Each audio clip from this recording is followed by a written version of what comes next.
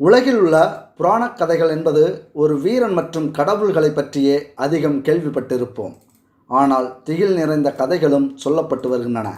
உதாரணமாக புதையலை பாதுகாக்கும் பூதம், மாளிகையை பாதுகாக்கும் பேய், பிசாசு என்று சொல்லப்படுகிறது. ஆனால் இந்த கதைகள் இடத்திற்கு தகுந்தவாறு, நாட்டிற்கு தகுந்தவாறு மாற்றமடைகின்றன. அதில் நம்மை மிரள வைக்கும் 10 மர்ம கதைகளை பற்றி தான் இந்த வீடியோவில் நாம் பார்க்க போகிறோம். Welcome to இன்ஃபோவேல்ட்.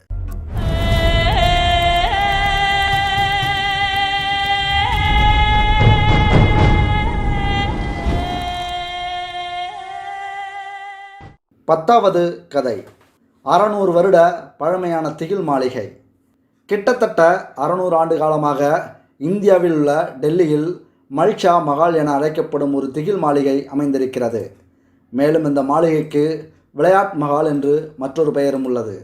துக்ளக் சாம்ராஜ்யத்தின் போது தங்குமிடமாக இருந்த இந்த மாளிகை பேய் கதைகளில் வருவது போலவே அடர்ந்த காட்டுக்கு நடுவே அமைந்திருக்கிறது. இந்த மாளிகையை பற்றி தெரிந்து கொள்ள வேண்டுமென்று சென்ற பல பேர்கள் அலறி அடித்து வந்துள்ளதாகவும் சிலர் மாயமாகி போனதாகவும் கூறப்படுகிறது.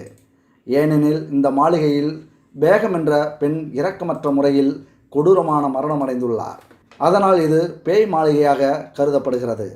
மாளிகையில் கொடூரமாக மரணமடைந்த பெண்ணின் கதை இது. பேகம் ஒரு விசித்திரமான பெண் என்றும் இவரது அணுகுமுறை வினோதமாக இருக்கும் எனவும் மர்மமிளகாத காரணத்தால் இவர் தற்கொலை செய்து கொண்டார் என்றும் சிலர் கூறுகின்றனர்.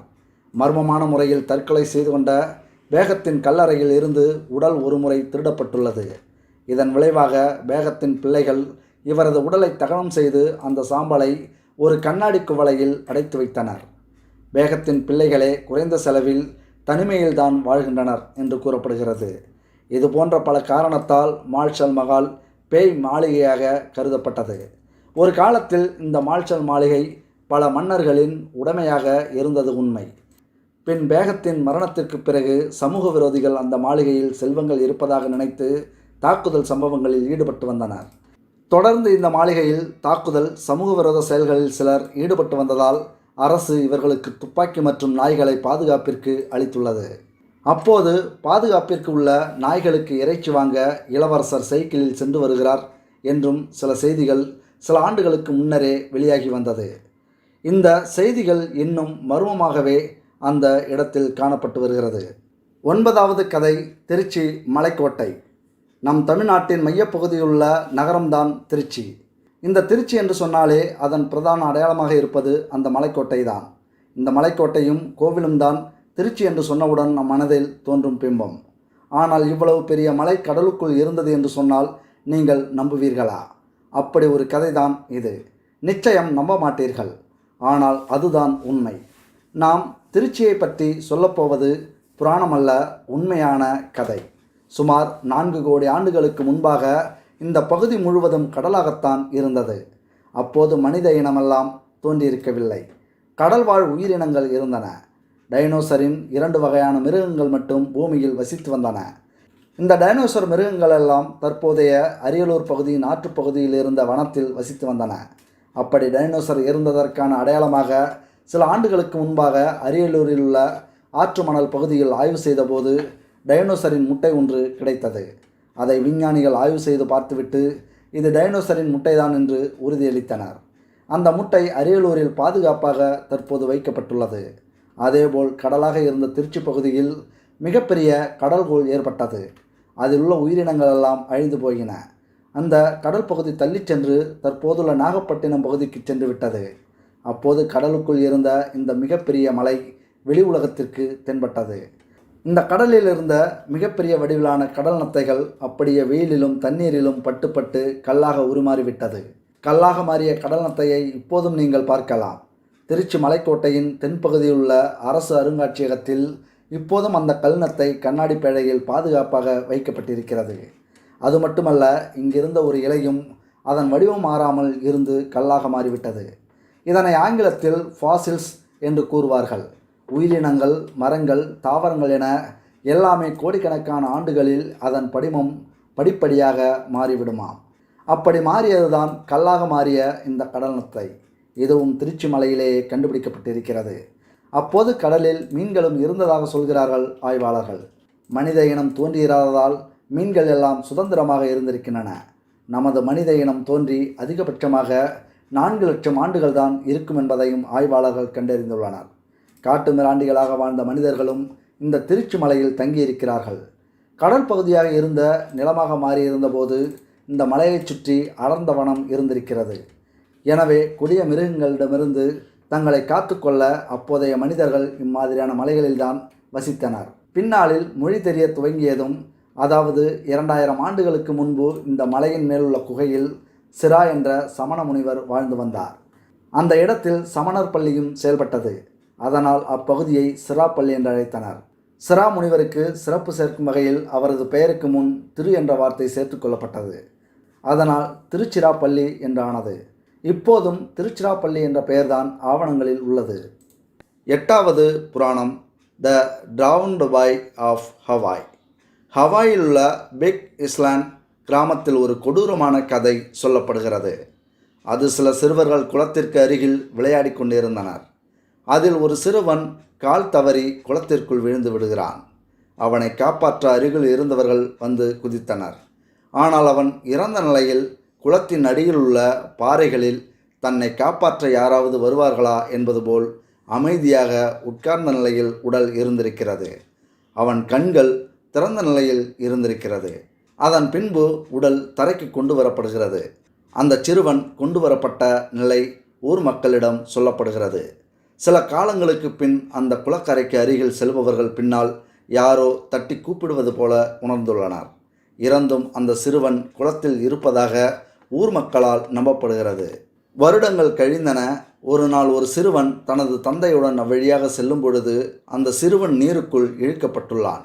அச்சிறுவனை சிலர் காப்பாற்ற சென்ற பொழுது அதற்கு முன்பு இறந்த சிறுவனை போல இவனும் பாறைகளின் மேல் அமைதியாக அமர்ந்திருக்கிறான். அவனை கரைக்கு கொண்டு வந்தனர். அவன் உயிர் மீண்டது. இந்த சம்பவம் மேலும் கிராம மக்களை அதிர்ச்சியடைய வைக்கிறது. இந்த சம்பவத்திற்கு பிறகு அந்த குளத்திற்கு அருகில் இரவில் அழுகுரல் கேட்டுள்ளது. அந்த சிறுவனுக்கு துணையாக யாரும் கிடைக்கும் வரை இது போன்ற அழுகுரல் கேட்டுக்கொண்டே இருக்குமென்று அந்த ஊர் மக்களால் நம்பப்படுகிறது. 7வது கதை, பெவர் ஆஃப் லாங் ஏர். சோமாலியா கொலை, கொள்ளை மற்றும் தீவிரவாதத்துக்கும் பெயர் பெற்றது ஆகும். அங்கு 70% மேலான மக்கள் வறுமையில் வாழ்கின்றனர். அங்கு வனப்பகுதி அருகே வசிக்கும் மக்கள் தங்களின் குழந்தைகளை மிகவும் பாதுகாப்பாக பார்த்து கொள்கின்றனர். ஏனென்றால் வனப்பகுதியில் பெரிய காதுகளுடைய பெண் ஒருவர் சுற்றித் திரிவதாகவும் அவள் குழந்தைகளை கடத்தி சென்று தின்று விடுவாள் என்றும் கூறப்படுகிறது. அவள் வனப்பகுதியில் தொலைந்துவிடும் சிறுவர்கள் மற்றும் இளைஞர்கள் வருகிறார்களா என்று தனது காதுகளை பயன்படுத்தி கண்டுபிடிப்பாள். சில நொடிகளில் அவள் அந்த குழந்தைகளையும் சிறுவர்களையும் தின்று விடுவாள் மற்றும் பெற்றோர்களின் பேச்சை கேட்காமல் வனப்பகுதிகளுக்கு செல்லும் பிள்ளைகளையும் சிறுவர்களையும் அந்த பெரிய காதுடைய பெண் தின்று விடுவாள் என்ற பயம் இன்றும் அந்த ஊர் மக்களிடையே காணப்படுகிறது. 6வது புராணக்கதை, the rolling calves of Jamaica. Jamaica என்பது கரிபியன் தீவுகளில் அமைந்துள்ளது. இது அழகிய கடற்கரைகளையும் மழைக்காடுகளையும் கொண்டுள்ளது. சுற்றுலா பயணிகள் இதை பெரிதும் விரும்புகின்றனர். ஆனால் இங்கு ஒரு கதையும் நம்பப்படுகிறது. இதில் ரோலிங் கால்வ்ஸ் எனப்படும் மாடு போன்ற உருவத்தை ஒத்த மிருகம் இரவு வேளையில் ஊரை வலம் வருகிறது என்று நம்பப்படுகிறது. இது இப்படி வலம் வரும்பொழுது அதன் கழுத்தில் சங்கிலி தரையில் உரசும் சத்தம் கேட்கும் எனவும் அதன் கண்கள் சிவப்பு நிறத்தில் நெருப்பு பிழம்புகள் விடுவது போல இருக்கும் எனவும் கூறப்படுகிறது. இந்த மிருகத்தின் எதிரே வருபவர்களை துரத்தி துன்புறுத்தும். இது துரத்தும் போது கையில் இருக்கும் பொருட்களை கீழே போட்டால் அதன் கவனம் சிதறும் எனவும் அப்பொழுது நாம் தப்பித்து விடலாம் என்றும் நம்பப்படுகிறது. இன்றும் இந்த ஊர் மக்கள் வெளியே செல்லும்போது கையில் சாட்டை எடுத்து செல்கின்றனர். இதை வைத்து அந்த மிருகத்தை அடித்தால் அது மலைகளுக்குள் ஓடிவிடும் என்றும் கூறுகின்றனர். 5வது கதை, தி பிரிசிஸ் 3 சாக்ஸ். ஸ்காட்லாண்டில் ஒரு பெயர் குறிப்பிடப்படாத கிராமத்தில் காட்டின் நடுவே ஒரு சூன்யம் செய்பவள் வாழ்ந்தாள். அவள் அந்த கிராமத்தினரை மரங்கள் வெட்டுவதை நிறுத்த வேண்டுமென்று எச்சரித்தாள். அதை மீறினால் உங்கள் நிலங்களை விதை போட்டாலும் முளைக்காதபடி சபித்து விடுவேன் என்று கூறினாள். இதனால் கிராம மக்கள் காட்டின் சிறு பகுதியுள்ள மரங்களை மட்டும் வெட்டி கொள்கிறோம், அதற்கு பதிலாக நாங்கள் விளைவிக்கும் பயிர்களை அறுவடை செய்த பின் அதில் ஒரு மூட்டை காட்டின் முன்பு வைத்து விடுகிறோம் என்று ஒப்பந்தம் செய்து கொண்டனர். சில வருடங்களுக்கு பிறகு அந்த நிலங்களை வாங்கிய தொழிலதிபர் அங்கு ஆலை அமைத்தார். அதனால் அங்கு உள்ள மரங்களை அழித்தார். இதனால் கோபமடைந்த அவள் தொழிலதிபரிடம், இனி நீங்கள் 3 மூட்டைகளில் உற்பத்தி செய்வதை காட்டின் முன்பு வைக்க வேண்டுமென்றார். இதனால் எரிச்சலடைந்த அவர் அவளை தூக்கிலிட்டார். தூக்கிலிடும் அந்த கடைசி நொடியிலும் 3 மூட்டைகள் வேண்டுமென்று அவள் கூறுகிறார். தொழிலதிபர் அப்போது ஆச்சரியமடைந்தார். தான் இறக்கும் தருவாயிலும் அவளின் நிபந்தனையை வைக்கிறாளே என்று.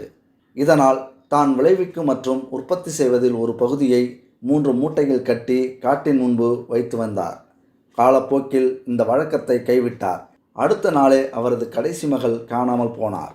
ஊர் மக்கள் அவளை தேடும் பணியை தொடங்கினர். அதே நேரத்தில் அவரது ஆலையில் பணி செய்பவர்கள் அலறினர். அங்கு சென்று பார்க்கும் பொழுது அவரது மகள் இயந்திர பாகங்களுக்கு இடையில் சிக்கி உயிரிழந்தது தெரிய வந்தது. அதன் பிறகு 1960களில் சில இளைஞர்கள் அந்த ஆலைக்கு அருகே உள்ள சைலோவின் மேல் இருந்தனர். இரவாகத் தொடங்கிய போது அங்கு அடுக்கப்பட்டிருந்த மூட்டைகள் அவர்களை நோக்கி நகரத் தொடங்கியுள்ளது. இதை கண்ட அந்த இளைஞர்கள் சைலோவின் மேலிருந்து குதித்து ஓடியிருக்கின்றனர். இதனால் அவர்களின் கால்கள் உடைந்ததாக கூறப்படுகிறது. இந்த ஆலை இதுநாள் வரையிலும் கைவிடப்பட்ட நிலையில் அங்கு இன்றும் இருக்கிறது. 4வது புராணக்கதை, 8 feet tall. ஜப்பானில் பேசப்படும் ஒரு பிரபலமான கதைதான் இந்த டெக்கி டெக்கி என்னும் கதை. ஒரு பெண் தவறுதலாக ரயில் பாதையில் விழுந்து இறந்து விடுகிறாள். அவளது உடல் 2 பாகங்களாக கண்டெடுக்கப்பட்டுள்ளது. அவள் இரவில் அந்த வழியாக செல்பவர்களை தனது கைகளை கொண்டு துரத்துவதாகவும் அவர்களை பிடித்துவிட்டால் அவர்களையும் 2 துண்டாக்கி கொள்வதாகவும் கூறப்படுகிறது. மற்றொரு கதையும் அங்கு சொல்லப்படுகிறது. 8 அடி உயரம் கொண்ட பெண் குழந்தைகளை மயக்க அழைத்துச் சென்று கொன்று விடுவாள். இது 9 முதல் 11 வயதுடைய குழந்தைகளுக்கு மட்டுமே இப்படி நடப்பதாக சொல்லப்படுகிறது. இவளை ஜப்பானைச் சேர்ந்த மக்கள் 8 அடி உயரம் கொண்ட பெண் அல்லது ஹட்சிஷா குசாமா என்றும் அழைக்கின்றனர். இவள் சில சமயங்களில் மாத கணக்காக குழந்தைகளை பின்தொடர்ந்து அந்த குழந்தைகளின் வீட்டு நபர் போல உருவம் எடுத்து கடத்தி செல்வாள் என்றும் கூறப்படுகிறது.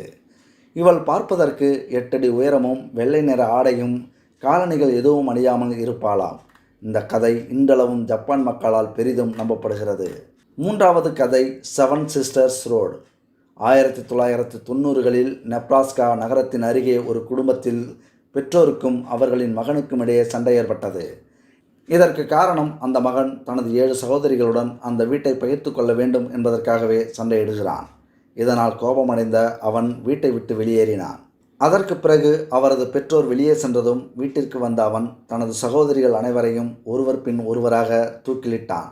காலப்போக்கில் அந்த வீட்டை இடித்து சாலை அமைக்கப்பட்டது. அந்த பணிக்காக இறந்த சகோதரிகளின் நினைவாக 7 மரங்கள் வைக்கப்பட்டிருந்தது. அதுவும் அந்த பணிக்காக வெட்டப்பட்டது. அதற்கு பின் அந்த சாலை 7 சகோதரிகள் சாலை என அழைக்கப்பட்டது. இந்த சாலையில் பயணம் செய்பவர்கள் அலறல் ஒலிகளையும் காரின் விளக்குகள் தானாக அணைவதையும் அனுபவித்துள்ளனர். சில பயணிகள் மணி ஒலிக்கும் சப்தங்களையும் கேட்டுள்ளனர். இரவு நேரத்தில் இருட்டில் சிவப்பு நிற கண்கள் அவர்களை நோக்கி பார்ப்பதையும் கண்டுள்ளனர். இதற்கு இன்னொரு கதையும் சொல்லப்படுகிறது. அந்த சகோதரிகளை கொன்றது அவர்களின் தந்தை என்றும் கூறப்படுகிறது. எது உண்மை என்ற தகவல் இதுவரை தெரியாமல் இந்த கதை அங்கு சொல்லப்பட்டு வருகிறது. 2வது கதை, ஜெக் பிஹைண்ட் யூ. பேய் படங்களில் வருவது போல் ஒரு கதை ஆஸ்திரேலியாவில் உள்ள சிட்னியில் கூறப்பட்டு வருகிறது. மலையடிவாரத்தில் வாகேஹர்ஸ் பார்க்கையும் நாராபீனையும் இணைக்கும் சாலையில் சில கொலைகள் நடைபெற்றதாகவும் இரவு நேரங்களில் அமானுஷ்ய உருவங்கள் தென்படுவதாகவும் கூறப்படுகிறது. சில ஓட்டுநர்கள் இந்த பாதையில் செல்லும்போது காரின் ரேடியோ திடீரென்று பழுதடைவதாகவும் காரின் கதவுகள் தானாக லாக் ஆகிக் கொள்வதாகவும் கூறப்படுகின்றன. இந்த சாலையில் கெல்லி என்ற பெண் கொல்லப்பட்டார் என்றும் கூறப்படுகிறது. இது 1970களில் நடந்தது என்றும் சொல்லப்படுகிறது. அந்த வழியாக செல்லும் கார்களின் பின் இருக்கையில் அவளின் உருவம் தெரிவதாகவும் அதை ஓட்டுநர்கள் கவனிக்க தவறினால் கார் விபத்துக்குள்ளாகும் என்றும் சொல்லப்படுகிறது. அந்த உருவத்தை ஓட்டுநர்கள் கவனித்துவிட்டால் அவளின் பெயரை சொல்லி வெளியே போ என்றால் கார் விபத்துக்குள்ளாவது தவிர்க்கப்படும் என்றும் கூறப்படுகிறது. இதை பற்றி திரைப்படம் ஒன்று எடுக்கவும் முடிவு செய்து அந்த சாலையில் படப்பிடிப்பு நடைபெறும் பொழுது படக்குழுவினரை உறைய வைக்கும் சம்பவம் ஒன்று நடந்தது. கெல்லியின் கதாபாத்திரத்தை ஏற்று நடிகையின் பின் ஒரு உருவம் ஒளியாக நிற்பது போல் தெரிந்தது. ஆனால் குழுவினர் பயன்படுத்தும் கேமராவின் விளக்குகள் அணைத்து வைக்கப்பட்டிருந்தன. அந்த நடிகையும் அவரை சுற்றி குளிராக இருப்பதை உணர்ந்துள்ளனர். இதை கண்ட அப்படத்தின் தயாரிப்பாளர் பியான்கா பியாசி அந்த இடத்திற்கு மீண்டும் வரக்கூடாது என்று முடிவெடுத்தார். அத்திரைப்படத்தின் பெயர் பார்க்வே ஹண்டிங்ஸ். முதலாவது இடத்தை பிடித்த இந்த கதை 1889 ஒரு மகளும் அவளது தாயாரும் ஐரோப்பாவிற்கு சுற்றுலா சென்றனர். அவளது தாயார் அங்கு தரையிறங்கியதும் உடல்நிலை சரியில்லாமல் போனார். அந்த நகரத்தில் உள்ள ஒரு விடுதியில் அறை எடுத்து தங்கியுள்ளார். அந்த விடுதியில் ஒரு மருத்துவர் ஏற்பாடு செய்தனர். அவர் சில மருந்துகளை பரிந்துரைத்தார். ஆனால் அவள் தனது தாயை மருத்துவமனைக்கு அழைத்துச் செல்ல நினைத்து உதவி கேட்க வெளியே சென்றாள். அவளுக்கு பிரெஞ்சு மொழி தெரியாததால் உதவி கேட்பதில் சிரமம் ஏற்பட்டது. மீண்டும் அவள் வெளியறைக்கு சென்று பார்க்கும்பொழுது அறையில் தாயார் இல்லை. அறை முற்றிலும் வேறாக இருந்தது. அவள் வேறு அறையில் இருக்கிறோமோ என்ற சந்தேகத்தில் அறையின் எண்ணை பார்த்தால் சரியான அறை என்று தெரிந்தது. அவளது பைகளை தேடும்பொழுது அவையும் கிடைக்கவில்லை. விடுதி மேலாளரிடம் முறையிட்ட போது அவர் அந்த பெண்ணை இதற்கு முன்பு பார்த்ததே இல்லை என்கிறார். அங்கு வேலை செய்பவர்களும் இதுவரை அந்த பெண்ணை பார்த்ததில்லை என்று சொல்கின்றனர். அவள் அமெரிக்க தூதரகத்திற்கு சென்றார். அங்கு நடந்ததை சொன்னாள். தூதரக அதிகாரிகளும் விசாரித்த பொழுது அவள் சொன்ன விடுதியில் எந்த அறையும் எடுக்கவில்லை என்றும் அந்த இடத்திற்கு அருகே உள்ள விடுதிகளிலும் விசாரித்தனர். எந்த தகவலும் கிடைக்கவில்லை. அதிகாரிகள் அவள் மனநிலை பாதிக்கப்பட்டவராக இருக்கலாம் என முடிவெடுத்து மருத்துவமனையில் அனுமதித்தனர். இந்த சம்பவத்தால் உண்மையில் அவளது மனநிலை பாதிக்கப்பட்டது. ஓரிரு ஆண்டில் அவள் இறந்து போனாள். இப்படிதான் இந்த கதைகள் உலா வருகின்றன. இது போன்ற கதைகள் கேட்பதற்கு நமக்கு வேடிக்கையாக இருந்தாலும் அந்த பகுதியிலுள்ள மக்களால் பெரிதும் நம்பப்படுகிறது. ஏன் நாம் வாழும் பகுதியில் கூட இது போன்ற கதைகள் இருக்கவே செய்கின்றன. அதை பற்றியெல்லாம் நாம் அடுத்தடுத்த வீடியோக்களில் நாம் பேசலாம். இந்த வீடியோ உங்களுக்கு பிடித்திருந்தால் லைக் பண்ணுங்கள், ஷேர் பண்ணுங்கள். மறக்காமல் நம்ம இன்ஃபோ வேர்ல்டு சேனலுக்கு சப்ஸ்கிரைப் பண்ணுங்கள்.